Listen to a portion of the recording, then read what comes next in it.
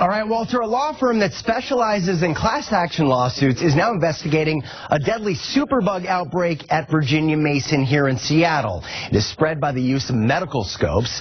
Hagens Berman, a nationwide law firm, is gathering information about the outbreak at Virginia Mason between 2012 and 2014 that infected 32 people. 11 people died, but those cases have not been linked to the superbug. According to the law firm, the hospital did not let patients and family members know about the scope and the outbreak until 2 months ago. The firm released a statement saying when just one patient loses a life from a drug-resistant superbug, it is time to act. Unfortunately, Virginia Mason chose to delay their outreach, leaving the growing number of affected patients and their families in the dark.